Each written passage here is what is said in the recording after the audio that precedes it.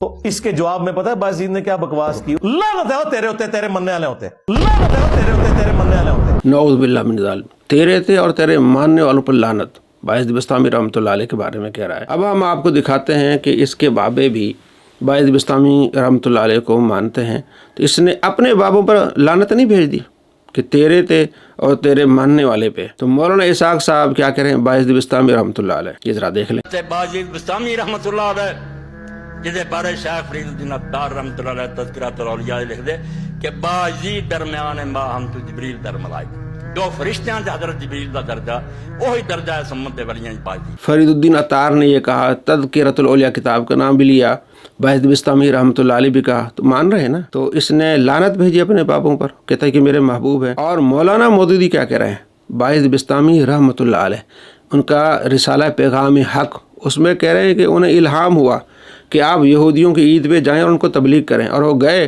اور ایسی تبلیغ ہوئی کہ ہزاروں یہودی کیا ہو گئے، مسلمان ہو گئے۔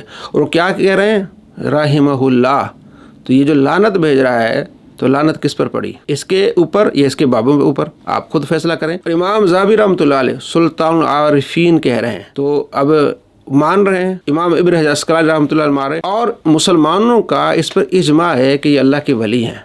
باقی ان کے بارے میں جو کتابوں میں کچھ لکھا ہوا ہے اس کی سند ہی کوئی نہیں ہے۔ امام ذہبی نے کہا کہ ان باتوں پہ اعتبار ہی نہیں ہے، ان کی طرف جو چیزیں ہیں کوئی سند سے ثابت ہی نہیں ہے۔ یہ بات کنفرم ہے کہ وہ اللہ کے ولی ہیں، تو جو اللہ کے ولی کے بارے میں یہ کہے کہ تیرے اوپر لعنت اور تیرے ماننے والے ان پر لعنت، شیعہ بھی مانتے ہیں، سنی مانتے ہیں، سب پر لعنت، اور اس کے بابے مانتے ہیں۔ جیسا کہ آپ نے دیکھا رحمہ اللہ، مولانا اسحاق کہہ رہا ہے رحمہ اللہ، مولانا مودودی کہہ رہا ہے رحمہ اللہ، تو لعنت ان پر گئی کہ نہیں گئی، یا مرزا پر گئی؟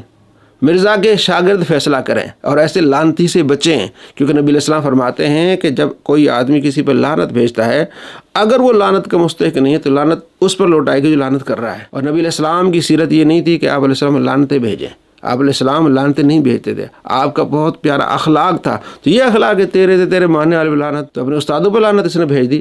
ایسے لعنتی شخص سے آپ بچیں۔